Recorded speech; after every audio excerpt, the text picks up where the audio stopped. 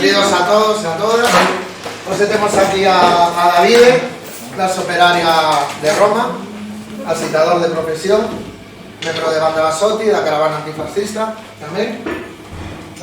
E a Bruno Amaral, que é periodista, traballou en diferentes medios como Diario, colaborou co Diario Nos, Diario Gara tamén, traballou na CNN Portugal, non? Se non me lembro mal, e tamén estivo en Donbass, compartiron xuntos moito tempo na caravana antifascista.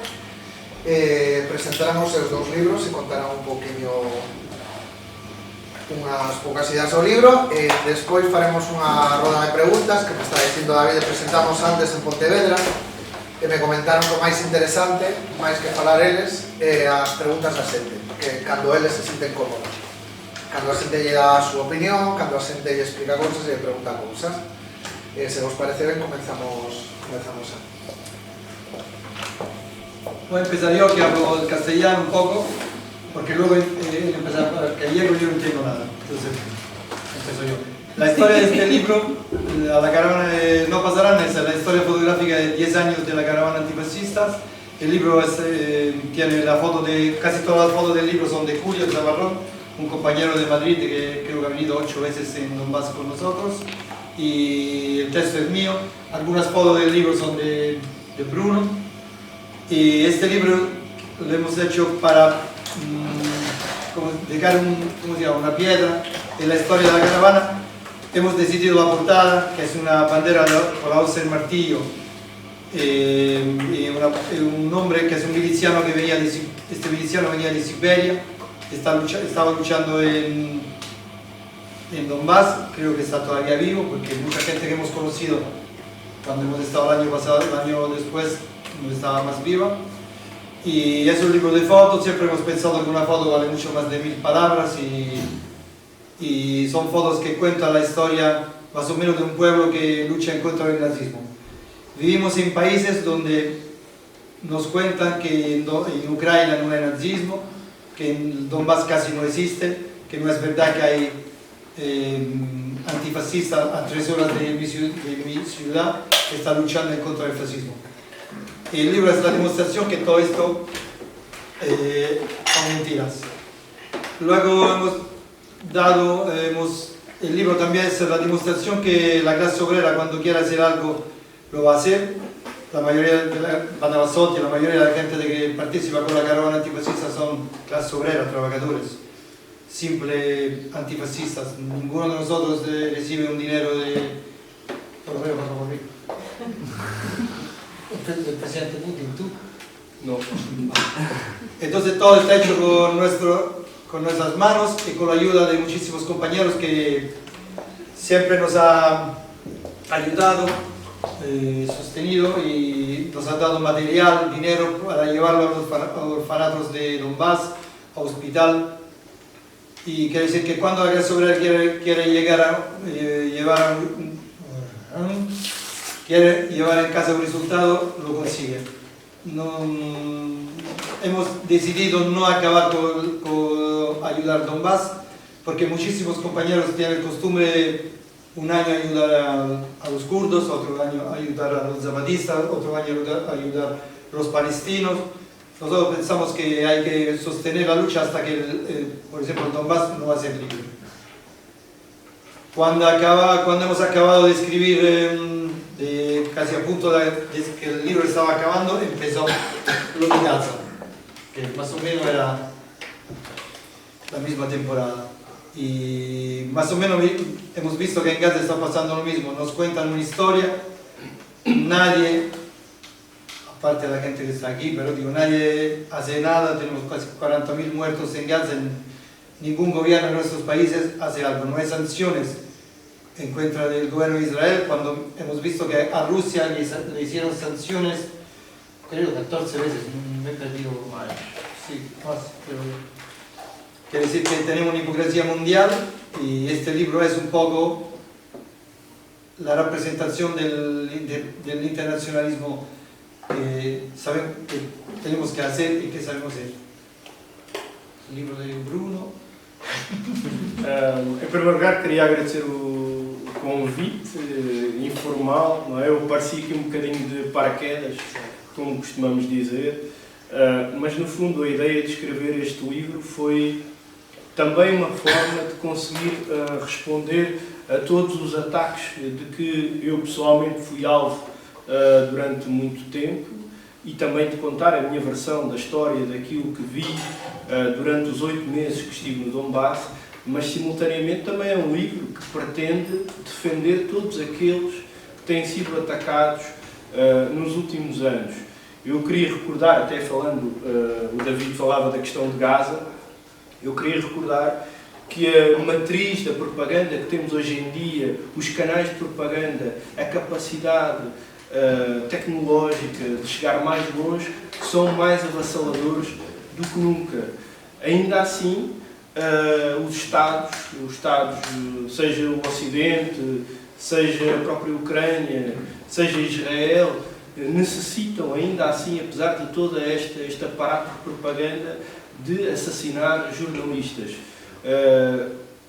Centenas e meia de jornalistas foram assassinados em Gaza, muitos outros jornalistas foram assassinados também na Ucrânia e no Donbass. Por exemplo, Andrei Roquel foi o primeiro fotojornalista em 2014 a ser assassinado pelo exército ucraniano.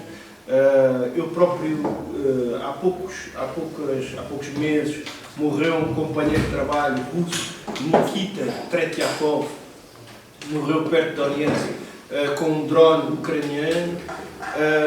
E aquilo que vamos assistindo é uma tentativa do Ocidente de calar os jornalistas, de que não haja jornalistas que mostrem aquilo que se está a passar em Gaza, que não haja jornalistas que mostrem aquilo que se está a passar no Donbass.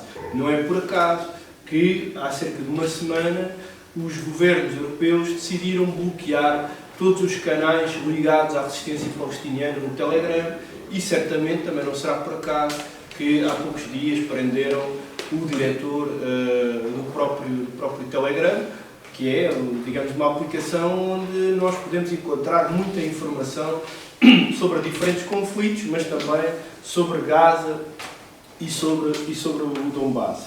Nesse sentido, entendi que era importante reportar, escrever aquilo que eu vi, não só para a memória histórica, para que esteja presente, para que possamos recorrer e conhecer melhor aquilo que acontece, mas simultaneamente para servir como uma ferramenta para todos nós. Dizia Lenin que não há nada mais revolucionário do que a verdade e, portanto, a verdade é importante no nosso trabalho, não diria apenas no trabalho político, mas sobretudo para que nós, enquanto seres humanos, conheçamos aquilo que nos rodeia. Simultaneamente, há aqui muitas histórias que demonstram a tragédia que aconteceu no Donbass durante aqueles anos em que nós lá estivemos. Isto é sobretudo um livro que fala de 2014, da minha visita com a caravana antifascista em 2018 e posteriormente tudo o que vi a partir de 2022. Hoje em Pontevedra eu contava, por exemplo, o choque que foi para mim, suponho que para o David eventualmente também, entrar em Mariupol, uma cidade em guerra, destruída, pessoas escondidas em sótãos a tentar sobreviver, simultaneamente as histórias que nos contavam sobre as atrocidades cometidas pelo batalhão Azov. Eu recordava até aquela fotografia que um fotógrafo italiano mostrou de uma mulher que estava morta em cima de uma mesa e que tinha, com uma faca, tinham tatuado uma suástica na barriga dela. E estamos a falar deste grau de atrocidades que nós não vimos certamente nos nossos canais de televisão, nem nos nossos jornais. Isso não apareceu. Da mesma forma, andar naquelas ruas e ver como a população enterrava os seus mortos na rua, nos jardins, aquela história que nós assistimos quando fomos ao hospital em Donetsk, que havia uma criança que teria 5 anos, 4 anos, tinha um braço partido e estava com o pai, e foi resultado de uma história muito trágica. Houve um bombardeamento sobre a casa deles e basicamente morreu a mãe daquela criança e a irmã gêmea daquela criança. E o pai, com a ajuda dos vizinhos, teve que enterrar a própria mulher e a própria filha na rua, não é? E esse era o ambiente que se vivia em Mariupol nos primeiros dias em que nós chegámos, em plena batalha. O centro da cidade ainda estava em plena batalha, em confronto entre as forças da Ucrânia e as tropas separatistas e as tropas russas, chechenos também já lá estavam. E, portanto, é um relato que se constrói a partir desse choque de quem vem de conforto, não é? De uma realidade confortável e que muitas vezes não entende o que se está ali a passar. E, simultaneamente, também não deixa de ser um grito contra o fascismo, porque revela em si todas as consequências da política do golpe de Estado em Kiev em 2014, a famosa lei de descomunização que proibiu o Partido Comunista, proibiu os símbolos soviéticos, derrubou estátuas soviéticas, chegou ao absurdo de mudar nomes de cidades porque tinham nomes relacionados com a União Soviética. Eu dei o exemplo de Bakhmut, não é? Todos nós ouvimos falar na Batalha de Bakhmut, mas na verdade o nome de Bakhmut, até chegarem as tropas ucranianas, era Artyomovsk, uma cidade que tinha um nome dedicado a um histórico, um herói bolchevique dos anos 20, que se chamava Artyom, e por isso é que a cidade se chamava Artyomovsk, e então eles mudaram o nome para Bakhmut. Até o clube de futebol de Mariupol se chamava Ilishevsk, porque era o nome da fábrica que estava ligada a esse clube de futebol, ou seja, no fundo é uma derivação de Ilyich, do Vladimir Ilyich Lenin, claro, e eles, para não continuar a chamar-se Ilishevsk, mudaram o nome para Mariupol FC. E, portanto, todas estas histórias, que para nós podem parecer detalhes, foram profundas transformações na vida daquela gente. De um dia para o outro, passou a estar numa cidade com outro nome, passou a torcer por um clube com outro nome, passou a deixar de poder ver a estátua de Lenin, deixou de poder votar no Partido Comunista. E estamos a falar de uma região profundamente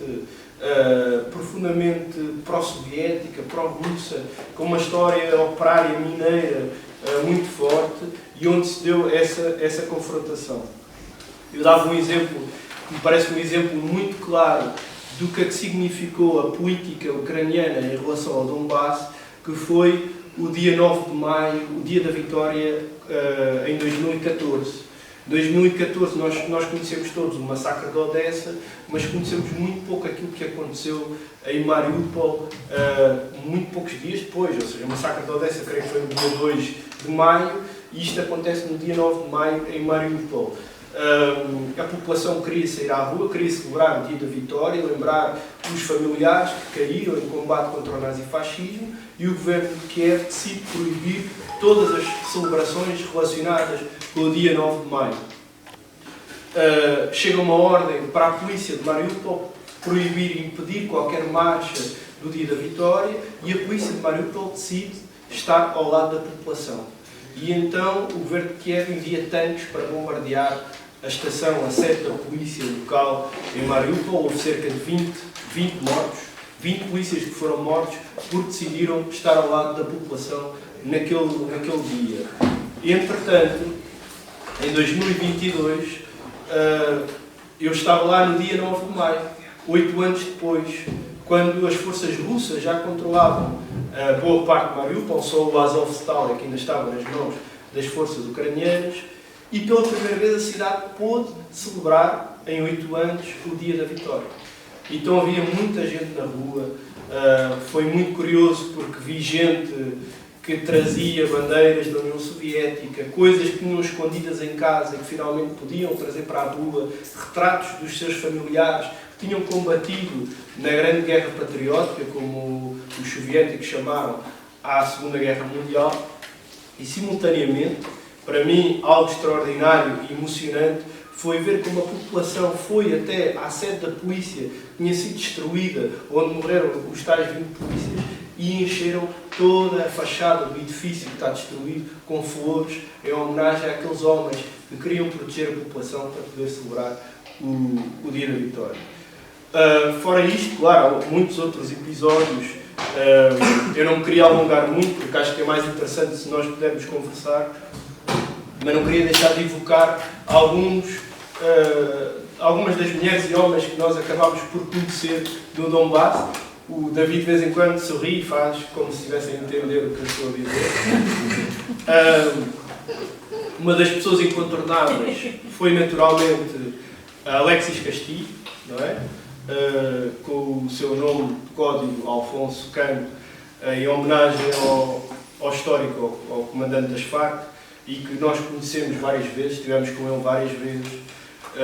A caravana antifascista, durante várias edições, contactava sempre com o Alexis Castilho, voluntário que veio do Estado espanhol para combater ao lado da população contra o que ele diria ser o fascismo ucraniano, e com o qual acabei por estabelecer também uma relação de amizade durante o tempo que lá estive, para além da amizade também de fonte privilegiada, porque ele estava na linha da frente e contava-me aquilo que ia vendo, aquilo que se ia passando, e naturalmente foi uma tragédia para todos nós sabermos da morte dele em Pesque, na linha da frente, de tal forma que acabou por ser aqui um trabalho de vários coletivos, tentar trazer as cinzas, não é, do próprio Alexis Castilho para o Estado espanhol. Outra figura foi o Texas, uma figura com toques de quase um filme Costurica, uma personagem muito própria, com as suas luzes e as suas sombras, mas uma personagem muito comprometida também com o que ele dizia ser a luta contra o fascismo. Ele decidiu, da mesma forma que muitos outros decidiram ir para o Donbass combater por causa do massacre de Odessa, foi o caso também do Texas, decidiu vir dos Estados Unidos para combater ele que admirava muito Che Guevara e a Revolução Cubana, decidiu juntar-se, creio que foi às tropas da milícia do Batalhão Vostok também. Estava em Batalhão Vostok também, não é? Sim. E naturalmente, quando nós passamos tanto tempo ali, seja através da caravana antifascista, como dizia o David, que é conhecer pessoas ano após ano, se vai criando uma ligação, uma relação política, de solidariedade, de trabalho conjunto, que se vai entranhando, em que se vai criando uma rede de amizades, de referências no seu dia-a-dia. Eu próprio fui criando, no tempo em que lá estive, pessoas que fui conhecendo, sei lá, as cabeleireiras que me cortavam o cabelo, o restaurante onde eu ia todos os dias porque tinha melhor internet para enviar as imagens, as funcionárias do hotel que foi bombardeado e eu fui como jornalista, já não estava a dormir no hotel, mas cheguei ao hotel e estavam as funcionárias em choque, muito assustadas. No fundo, é uma realidade que custa muito quando nós também estamos à distância, sempre a pensar no que aquela gente está a viver no seu dia-a-dia e, sobretudo, aquela gente está a ser atacada diariamente com armas pagas pelos nossos governos. E eu acho que nós, muitas vezes, não temos isso em conta. São os nossos impostos que pagam as armas que caem todos os dias sobre aquela gente.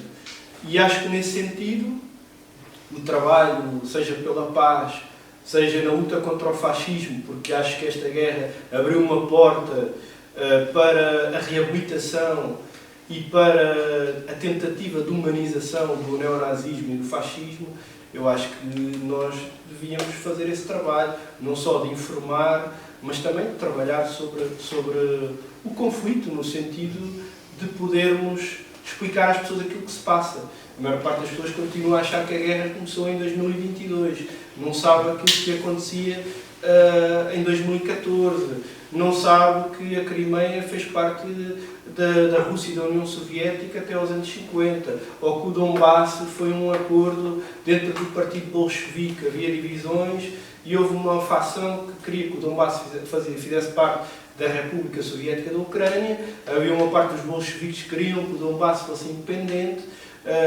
E a verdade é que esta é uma história que importa conhecer e saber para conseguirmos também esclarecer as pessoas que estão absolutamente desinformadas e muitas vezes contaminadas pela propaganda ocidental.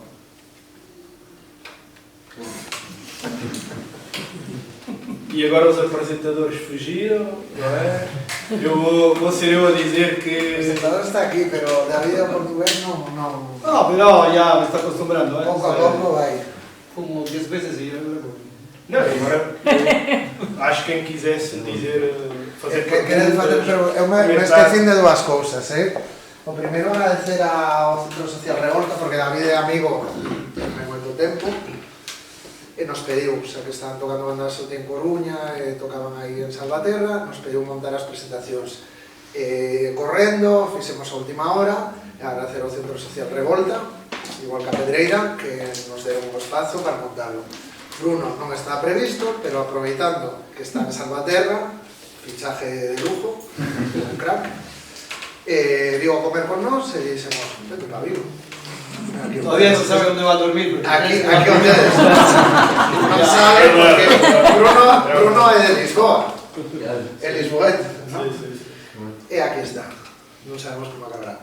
Entón, se queredes agora facer preguntas, é o vosso turno. Quería preguntar, aproveitando que estades aquí e supoño que tenéis máis contacto co conflito que podemos ternos, que sentido ten a última maniobra ucraniana, ¿no? de introducirse en territorio ruso e estar por la zona de Kursk? O sea, a nivel geopolítico e estratégico non ten ningún sentido, ¿no? E parece que están avanzando por aí, pues non sei, falo de total ignorancia, verdad? Ves noticias, pero non encontro... ¿Quién está avanzando? Ucrania en Kursk. Creo que Ucrania ha intentado tomar un trozo de territorio de Rusia. Además es un trozo bastante vacío, no hay casi ciudad, solo hay pequeños pueblos y aldeas, no hay nada.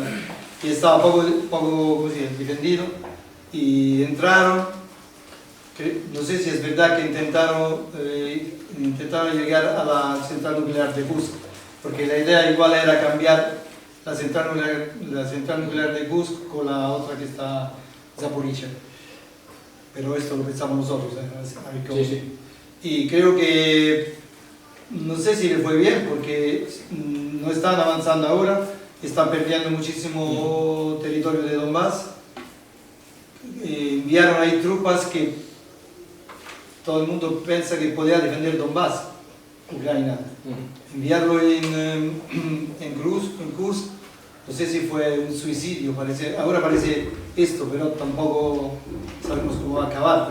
Rusia está tomando otra vez el territorio de Kursk y está avanzando en Donbass. No sabemos. Parece un suicidio, pero no... Bom, fundamentalmente, eu creio que é uma manobra para tentar ter uma moeda de troca numas possíveis negociações de paz. A ideia de Zelensky é esta ideia de que se conseguir controlar uma boa parcela, uma boa parte do território ucraniano, numas possíveis negociações, pode trocar com territórios que, ou seja, os ucranianos podem trocar território russo por território considerado Ucrânia. E o que me parece simultaneamente é que havia um objetivo tático, digamos assim, de conseguir desviar tropas russas do Donbass. Há aqui duas coisas. A primeira, a Ucrânia consegue ter uma operação espetacular, foi uma surpresa, é um facto, isso é evidente, mas recordemos que a Ucrânia consegue avançar em terreno livre de fortificações e de linhas de defesa. E portanto é fácil. A Ucrânia entra em campo aberto e consegue avançar facilmente. Ao mesmo tempo, a Rússia está no Donbass, neste momento, a capturar território onde estão as mais importantes fortalezas e linhas de defesa da Ucrânia desde 2014. Em primeiro lugar, a Rússia não desviou tropas e, portanto, foi um objetivo falhado das forças ucranianas. E a mim parece-me que mais tarde ou mais cedo também esta possível moeda de troca se vai desvanecer, porque a Ucrânia tem muita falta de combatentes, de soldados, e parece-me que não vai conseguir aguentar assim tanto tempo aquele território, ao mesmo tempo que a Rússia consegue avançar, todos os dias consegue capturar mais uma ou duas localidades no Donbass. Portanto, parece-me que, apesar de toda a espetacularidade e das boas intenções de Zelensky, não vai passar disso.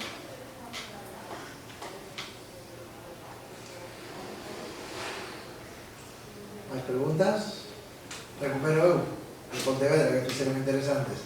Pontevedra les preguntaron que a nivel mediático o tema de Palestina estivera senta a favor ou contra, quedou a nivel mediático que era evidente o tema de que era un xenocidio. É dicir, fose de esquerda ou dereita, queda claro que está pasando aí. Preguntaban en Pontevedra que o tema de Donbass, precisamente, o tema de que parece que ou estás con Putin ou estás en contra, o tema de Donbass quedará como en segundo plano que a esquerda, entre comillas, a propia esquerda, ou se queredes chamarlle a esquerda institucional, moitas veces non recoñecía o tema de Donbass, non? Non sei como... Tenemos también en Italia una izquierda que está a favor de la OTAN. Parece algo que se... Pero es verdad, ¿eh?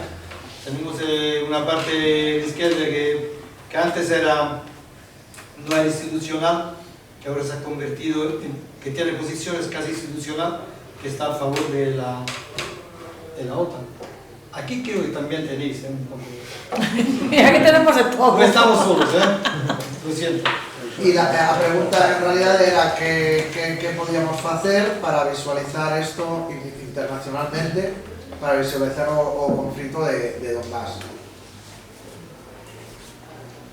Intentar contar la verdad no es fácil, pero lo que tenemos que hacer es contar charlas, exposiciones, libros, escribir. Sabemos que nuestros libros no lo compra en la librería, no se vende mucho. Eu creio que nós temos um problema hoje que não é um problema só de Donbass, não é um problema só de Gaza. É um problema geral da dificuldade da esquerda, da classe trabalhadora, em conseguir ter ferramentas, meios de comunicação para conseguir difundir as suas ideias, para conseguir difundir a exploração capitalista. Isso é um problema muito evidente que nós temos. E normalmente quem tem essa capacidade, mesmo dentro da esquerda, às vezes alguns canais, alguns meios com alguma capacidade, mais ligado às instituições, muitas vezes têm receio de tocar em determinados temas para não perder apoios institucionais, para não perder subscritores, enfim. Trata-se um bocado de coragem, não é? Na verdade, estamos a falar de coragem, é preciso coragem para assumir politicamente certas posições. E diria eu que na esquerda é mais fácil assumir uma posição pró-palestiniana, embora eu tenha visto, pelo menos em Portugal, eu tenha visto partidos como o Bloco de Esquerda e o LIVRE a condenarem o 7 de outubro e a dizerem que aquilo que a resistência palestiniana fez no dia 7 de outubro que foi um erro, foi negativo, etc. E, portanto, muitas vezes é uma questão de coragem, de capacidade política de ter coragem ou de não ser um fantoche, digamos assim, do neoliberalismo e dos capazes da OTAN, da NATO e da União Europeia. E eu acho que muitas vezes esse o problema, que é, por um lado, nós não temos essas ferramentas ao nosso dispor, mas temos isto. Não é? Nós temos militantes, temos espaços como este, temos câmaras como esta, e se fizermos esse trabalho de formiga e esperando que algum dia consigamos ter a força necessária para ter os meios à nossa disposição, seja para isto, seja para tomar o poder, seja o que for necessário. ¿Hablado bien? Perfecto. Que decides? Tiro eu, a Pedro. Outra cosa que me pareceu interesante, Tímido, era tímido, pero... No, digo a xente viva. A xente amigo tímida, en Pontevedra se veches que non. Mentras pensan a pregunta, digo, unha cosa que me pareceu interesante, ha habido, o querei falar 1000 veces, pero os quería preguntar que a visión que teñen a xente de alá dos occidentais, de nós, que é unha cosa que comentades a veces nas charlas. Sí. ¿Cuál es la visión que tiene allá en el Donbass de nosotros, los occidentales? de Europa Occidental. Vale, una vez estuvimos en Mallorca y fuimos a llevar ayudas a la Casa de los Pioneros, que son los chavales que eran del Partido Comunista. Pues, ¿estabas tú también? Sí. Una señora empezó a gritar desde el segundo piso a nosotros. Hablaba en ruso, entonces pensamos que estaba diciendo irse a la mierda, algo así, pero no. Decía, ¿por qué no habláis con vuestros gobiernos y contáis la verdad? La gente ahí piensa que los países occidentales están todos en contra de Rusia. Entonces la gente ve que enviamos armas, no nosotros, pero que los gobiernos envían armas, dinero, ayuda a Zelensky. Por la gente de Donbass es un país de nazi, Ucrania. Entonces ellos no entienden cómo podemos ayudar a un gobierno de nazis. No, le queda difícil. Con nosotros se llama muy bien, porque dice, aquí venís a ayudar, pero tiene una visión de los 6, 7 países de Europa bastante mala. Hemos comentado también ahí que cuando hemos estado en la central nuclear de Zaporizhzhia, nos llevaron a ver ¿cómo se llama? Las minas al bomba, trozos de bomba que le habían llegado a la central. Había trozos de bomba de Italia, de Turquía, de la OTAN, de Estados Unidos. No puede tener una opinión súper buena de nuestros países, porque creo que saben perfectamente que, por ejemplo, en Italia, creo que también el Estado español, el 70% de la población estaba en contra en una temporada de enviar armas y dinero al gobierno de Kiev. Pero ellos también saben perfectamente que los gobiernos envían, porque estas no son democracia. Lo que decidimos nosotros, los gobiernos no lo hacen. Entonces, cada vez que agarran a alguno de nosotros, le entrevistan, porque les gusta la idea que algunos de nosotros que vivimos aquí estamos a favor del pueblo de Donbass. Ellos quieren que también fuimos a favor de Rusia, pero más a favor da União Soviética. Eu tive três episódios, assim, porque eu acho que é diferente quando uma pessoa está numa caravana antifascista e leva a solidariedade, é diferente quando um é jornalista sozinho e tenta comunicar com a população civil. Aconteceu-me num hospital. Eu queria entrevistar os doentes, gente que ficou ferida por causa de minas, rockets, mísseis, enfim. E eu falei com o diretor do hospital e ele disse-me: por mim, você pode entrevistar os doentes à vontade, mas olhe que há muitos que podem ficar revoltados porque você é de um país danado e podem ficar ofendidos. Na verdade, nunca aconteceu. Nunca houve nenhum paciente que tivesse ficado revoltado comigo por causa dessa situação. Mas, por exemplo, eu lembro que estive numa aldeia muito perto da linha da frente e houve uma senhora que me pediu para apontar a câmera porque ela queria deixar uma mensagem. E então ela começou a dizer: eu sou uma mulher do Donbass, mulher trabalhadora, e quero que todas as mulheres trabalhadoras do Ocidente ouçam aquilo que eu estou a dizer.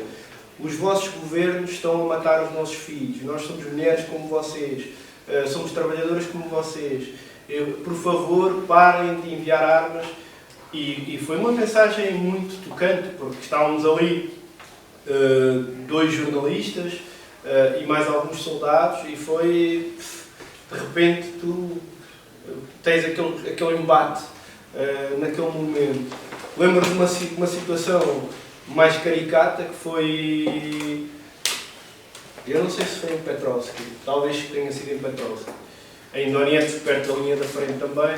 Tinha havido um bombardeamento e havia uma casa semi-destruída.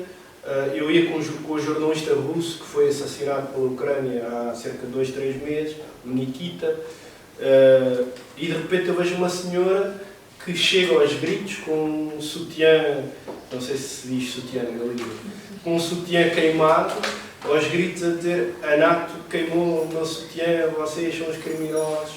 E então era aquela revolta daquele momento, não é? Tinha caído um rocket, a roupa dela tinha ficado queimada, as paredes da casa ficaram destruídas e a revolta delas passou-se naquele momento daquela forma.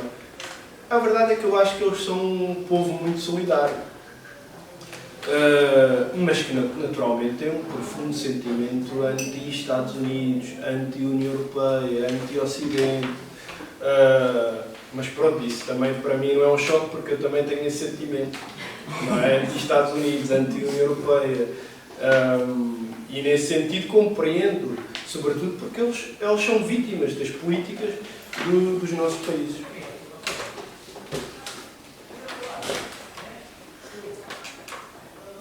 Para acabar, Joder, eso es... estuvimos una vez en el mercado de Mariupol para hablar con la gente.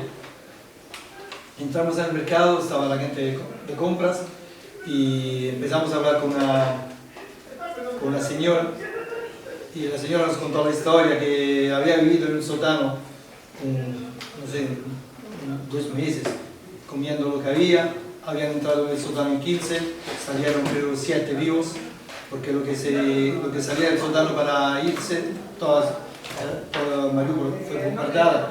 Cuando la gente estaba harta de estar en el sótano, pensaba irse, igual se iba a morir. Cuando estábamos hablando con la señora, un tío que estaba ahí al lado empezó a insultarnos, llamando son europeos, venís aquí, ¿qué estás haciendo aquí en el mercado? Vuestros gobiernos nos matan. Fue una situación bastante...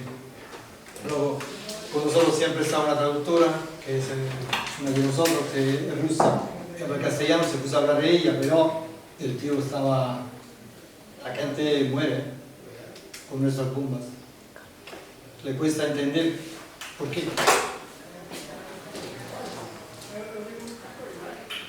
¿Más preguntas, señoría? Fago, vimos un maestrinho que non depende Antes que falamos de, bueno, jornalistas mortos, ou como o caso do Pablo González, non? Que estivo preso. Eu nunca sentí que fuxe de preto a posibilidade de quedar mortos non acabar preso ou o que for. Sim, claro.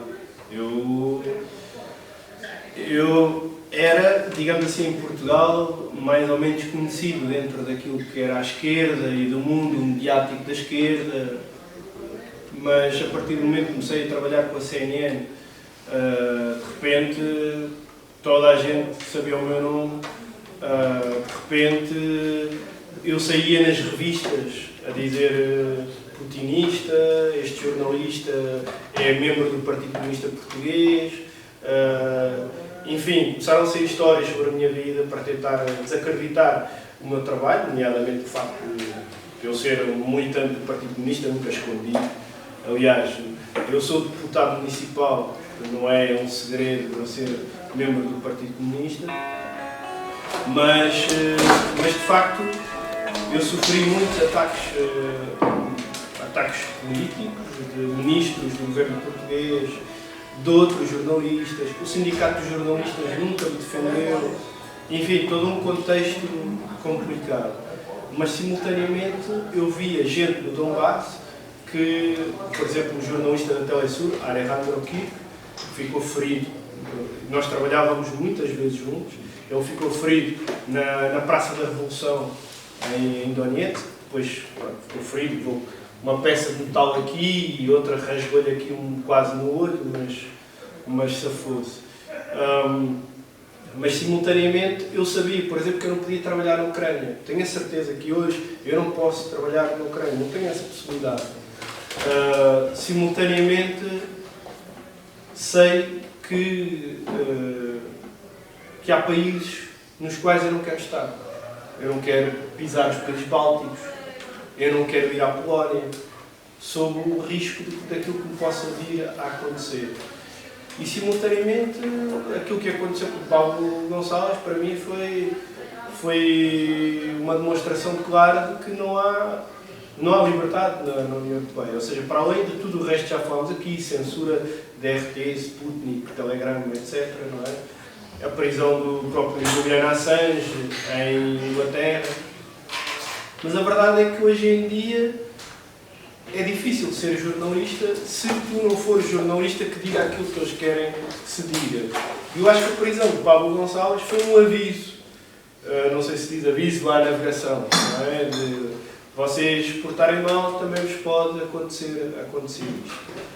E, portanto, até na definição, mas isso os próprios Banda Bassotti têm essa experiência, até na definição das minhas rotas de viagem, eu tenho que ter em conta por que países passar e por que países não passar. Não é? Eu podia, mas se calhar era mais barato eu apanhar sair, agarrar em Helsinki um avião até, sei lá, até Bratislava ou outro sítio qualquer, e depois a coisa correr mal, não é? E tenho quase certeza que nós somos naturalmente vigiados pelo SBU, não é?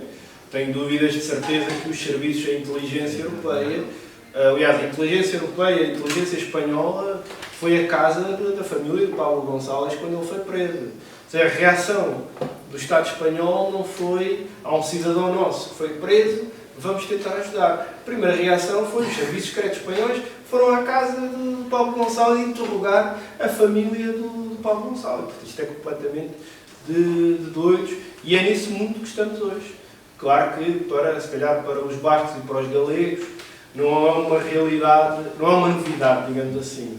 Ou seja, o Estado repressivo no Estado espanhol, muita gente surpreende quando eu falo que há presos políticos no Estado espanhol, que houve jornalistas, por exemplo, jornalistas bascos, que estiveram presos, foram torturados.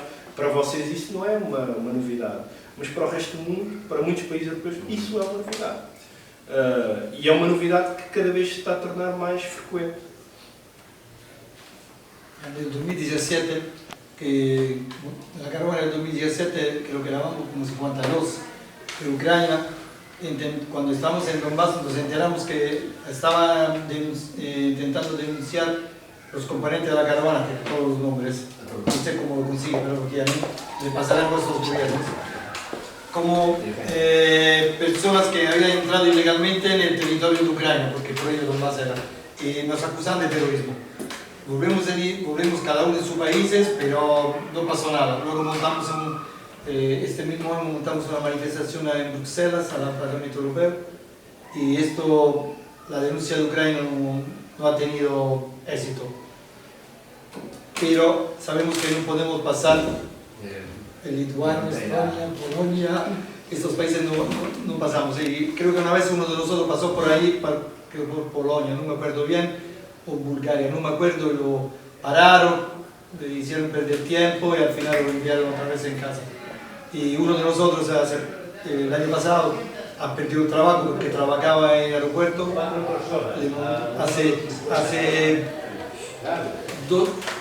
En pleno COVID, Ucrania montó un juicio, Italia llamó al juicio 12 personas, con acusas. A uno le acusaron de conducir un tanque, a otro que venía con nosotros, que en Donbass siempre iba disfrutado de militar, le acusaron de ser del ejército de Donetsk, cosas. Y llamaron todos, creo que eran 12 personas en Italia, no me acuerdo.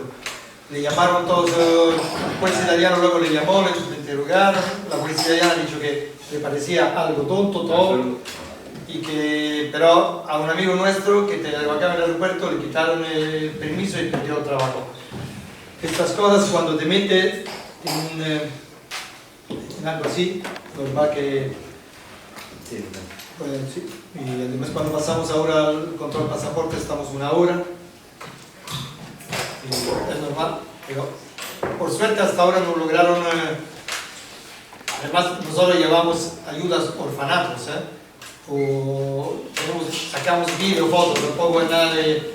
Hablamos un año antes de ir y luego sacamos todo. Entonces es muy complicado por ir por Ucrania o otros gobiernos decir que vamos ahí a... O sea, a disparar. Hay que decir que la verdad. No vamos en una dirección que vamos a estar muy tranquilos, que no va a pasar nada. Porque... Pablo González la agarraron así. Sí, yo creo, siempre digo, vamos en Donbass y pasamos por otro lado.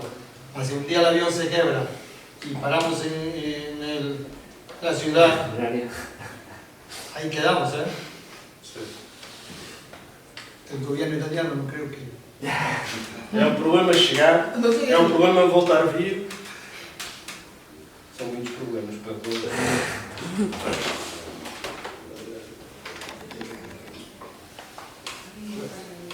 Recupero otra pregunta de Pontevedra para que veáis que estaba atento. Vai reciclando preguntas.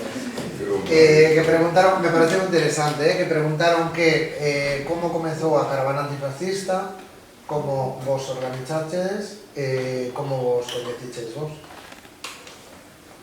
La caravana antifascista nació después del masacre de Odessa. Y cuando nos enteramos de la imagen que había un compañero que tenía un web que se llamaba Ucrania Antifascista. Este compañero hablaba ruso. Entonces entró en los canales, en YouTube, consiguió mucho material del masacre de Odessa. A partir de ahí montamos con la gente de Banda Basotti y con algunos amigos, montamos una reunión y decidimos montar la caravana antifascista por el septiembre 2014. Y la primera vez sacamos un vídeo, nos pusieron en contacto muchísimos compañeros y la primera vez estuvimos como 56 personas, pero cuando llegamos a la frontera entre Rusia y Donbass había observadores internacionales de la OSCE. Estos observadores internacionales que son ciegos, solo ven lo que les interesa. Las bombas que tiene Ucrania no lo ven, al final estaban estos en la frontera, entonces no logramos entrar porque los cosacos que nos habían dicho que iban a ayudarnos no podían hacer nada porque estaban los observadores y al final solo entramos 9 personas de la caravana. Y a la vuelta de ahí decidimos montar la caravana el 9 de mayo de 2015 y fue la segunda caravana y fuimos 106 personas, 109, 106, no me acuerdo. Y entramos en Donbass, todos teníamos el visado y a partir de ahí empezamos a conocer el comandante Moscovoy, orfanatos, situaciones y a partir de ahí cada año fuimos en Donbass. Intentamos visitar los últimos, creo, 8 años. Por lo menos 4 o 5 orfanatos que están en la línea bastante cerca del conflicto y por lo menos 2, siempre son lo mismo, en 2 o 3 le cambiamos. Esto para que la gente se entere que no olvidamos y buscamos, con los conciertos conseguimos mucho material, material sanitario y material escolar. Cada uno de nosotros lleva como 20-23 kilos, que es el máximo que se puede llevar en avión. Ahora cambiaron la ley en avión, para llevarte 23 kilos tienes que pagar 100 euros. Antes, cuando hemos empezado, todo era más fácil. Cuando hemos empezado, además, por ejemplo, Roma, Mosca, Mosca, Rostock. Ahora es imposible, tenemos que dar la vuelta al mundo para llegar a Donbass, más o menos, no sé si más de 25 horas de viaje, 18 horas de furgo, bastante complicado es. Y llevamos años que no vamos en tanto porque es complicadísimo ir como antes en 50, 100 personas. Es imposible ahora. Cuando empezó la operación especial, que era el 2022, abril o febrero, ¿qué era? Febrero, fuimos 4. Pero era como la fiesta del pueblo, ruido por todos lados, parecía la fiesta del patrón. Y fue complicado. Y a partir de ahí, en 2023 fuimos a 13 personas y el año pasado en 18. Creo que el año que viene vamos menos porque con los drones es complicadísimo ahora moverse. La última información que tenemos de una de nosotros, una amiga nuestra que ha ido en Donbass ahora, dice que Ucrania está enviando drones al supermercado. Cuando la gente va de compra, son drones pequeños, grandes, como se... Esos pequeños te persiguen, ¿eh? Se ve en Telegram. Entonces, volveremos a Donbass menos que podemos. Suerte que estamos grabando, así que es complicado. Con la caravana trabajamos todo el año. A la vuelta montamos charlas, presentación de libros, exposición de fotos, vídeos, ¿no? Porque nuestro amigo no acaba de montar un vídeo. No, No es broma, ¿eh? no, no sou eu, Y hacemos lo que podemos. En Roma montamos casi 2 veces al año una comida popular por la caravana antifascista, vienen 200 personas, y conseguimos material, hablamos, empezó la gente que sigue Banda Basotti de la ciudad que siempre viene, muchísima iniciativa en Madrid, en Euskadi, un comité grande, todo el año trabajamos para volver. No vamos a acabar hasta que Donbass va a ser libre. Es complicado, cada vez es más difícil. Luego entró esto de Palestina, quitó mucho del normal, digo, pero quitó mucho de... Sacamos este libro, este también, y así va. ¿Y por qué Donbass? ¿No? ¿Por qué, cómo se pronuncia? Donbass y no en otro sitio.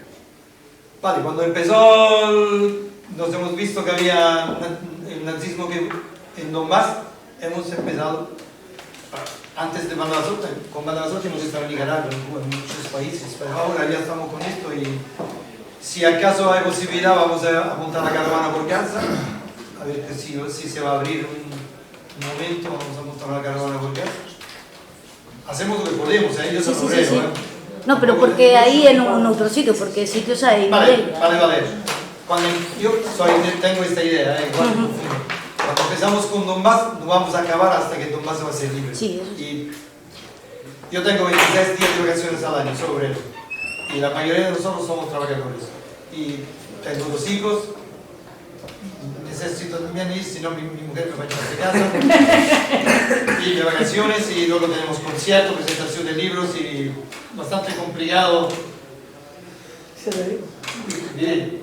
A pregunta que eu facía, por qué esa decisión de ese lugar y no otro? ¿Cuál fue el Cuando motivo? hemos visto lo que estaban haciendo los nazis a 3 horas de Roma, hemos pensado que había que hacer algo. Gramsci siempre Claro, porque decía... estáis a 3 horas. Estáis a 3 horas vosotros de eso. Claro que... Vale. Gramsci siempre Claro. decía mezclar el pensamiento con la acción, ¿no? Entonces, ¿qué más? Y no, Hemos estado en Siria, en muchos sitios, pero ahora...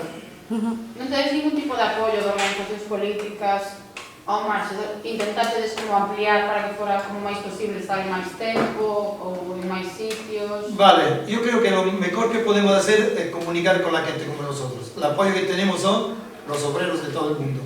No queremos trabajar con ONG, no queremos instituciones. Además, las instituciones están a favor de la OTAN, no sé qué opinión tenéis. Claro, non me refería a organizacións políticas institucionais, referíame pois centros sociais, Sí. Llevamos años con esto, pero no todos los centros ocupados están a favor de Donbass, Muchos están con esta, ¿cómo se dice? Leyenda de que somos pro Putin, y si tú empiezas a hablar de la gente de Donbass, que vamos a un orfanato, y dice, no, sois pro Putin. Vale. Yo no sabía. ¿Y por qué? ¿Por qué dicen eso? Que sois pro-Putin. La defensa mejor para no ayudarte, para atacarte. Unha cousa interesante que dixeches antes en referencia ao tema de Donbass é iso, que ao final ti decías que traballando tal a xente o blanco negro, non? Vas con os vas, eres pro Putin, non tal, non? É a imaxe que temos. Y para molestar, a mí me gusta molestar mucho. Hay la gente que apoya a los kurdos que está con Estados Unidos. A mí esto me queda totalmente imposible de entender. Estados Unidos está en un territorio que es Siria, robando gasolina, petróleo, y los kurdos están con Estados Unidos. Y los compañeros, muchísimos compañeros de Italia apoyan a los kurdos. A mí esto me queda mal. Yo vengo de una generación de la guerra del Vietnam, de echar la OTAN de Europa, que me queda totalmente imposible pensar que puede pasar una temporada que los comunistas se puedan aliar con el gobierno de Estados Unidos. Me queda imposible. No tengo esta capacidad de entenderlo. Pero yo sé que muchísima parte de la izquierda apoya a los kurdos que están con Estados Unidos. Y no lo digo yo, tiene 11 bases en Siria, no una. Y bases que roban todos los días el petróleo de un gobierno que te puede gustar o no gustar, pero es un gobierno elegido por el pueblo, y no apoya a Donbass, porque si tú le dices Donbass, te dice, no es verdad que esta bandera de los martillo, no es verdad, está Putin. Sí. Otra cosa que me ha parecido interesante, que creo que explicaba Bruno, que era sobre el tema ¿por qué Donbass? Contestando a compañera. Creo que estábamos hablando con Bruno, porque se está ahí, van nazis de todos los lados, ¿no? Bruno, tú puedes explicar. Esos nazis que están allí ahora entrenando, Es una escuela. después, exacto, Vuelven. explica aquí. En casa. Não, nós temos essa experiência em Portugal de vários nazis que foram combater nas fileiras do Batalhão Azov e outras organizações neofascistas ucranianas e muitos deles acabaram por voltar, outros continuam a combater lá, outros morreram lá. Mas o facto é que parece que com a guerra na Ucrânia há uma reabilitação do fascismo e parece que é normal nós termos neonazis, uma farda militar com uma metralhadora a combater e a matar civis. É demasiado grave não só essa realidade, como toda a revisão, todo o revisionismo histórico que se tem feito à volta da resistência contra o nazifascismo alemão e italiano, sobretudo se nós falarmos das grandes figuras colaboracionistas ucranianas, como por exemplo Stepan Bandera, que colaborou no massacre de mais de 100 mil polacos durante a Segunda Guerra Mundial e foi levado à figura como herói na Ucrânia, não só por Zelensky, também por outros presidentes. Recordo até que antes de 2022, o próprio Parlamento Europeu condenou a intenção da Ucrânia de fazer um feriado no dia do nascimento de Stepan Bandera. Isto, claro que mudou, não é? A partir do momento que passou 2022, agora parece que os nazis que estão na Ucrânia deixaram de ser nazis. Agora parece que são democratas. De repente, do nada, passaram todas aquelas suásticas que nós vemos. Era o que dizia o David, dizia isto em Pontevedra. Parece que nem se os próprios nazis disserem eu sou nazi, esticarem o braço e tiverem uma suástica, nem assim parece que se lhes reconhece que eles são nazis. Isso acontece. E acontece com muitos do Estado espanhol que estão lá, italianos, franceses, norte-americanos, polacos, enfim. Y estos cuando vuelven no le van a hacer nada además, ¿eh? Claro. Cuando van, según tío, a pelear con Donbass, cuando vuelven. Não, é muito curioso, porque no princípio de 2014, quando houve um conjunto de gente que foi do Estado espanhol para combater no Donbass, quando voltaram tiveram problemas com a justiça espanhola. Foram a julgamento alguns deles, creio, não sei se foram presos ou não, mas a verdade é que quem vai combater do lado da Ucrânia não tem problema algum, não lhe acontece nada. Eles vão voltar com preparação militar, ultra radicalizados dentro da sua ideologia supremacista racial e etc. E parece que está tudo bem. Pues muchas gracias a todos, no saquen el X6 portavoz, por favor. Portou-se bem. Muchas gracias a todos y a todas, en serio, por vir a Vigo, por vir aquí a charla, porque la verdad es que fue muy improvisada. Nada, acabamos se queredes mercar un libro o falla que estás me quede. esperando la pregunta de Chose que Sos estás peleando. Sos está con as súas cousas. Pero antes de medianoche, por favor. Se queredes falar con eles, mercar un libro, pues esa, levantamos a sesión. Muchísimas gracias a todos.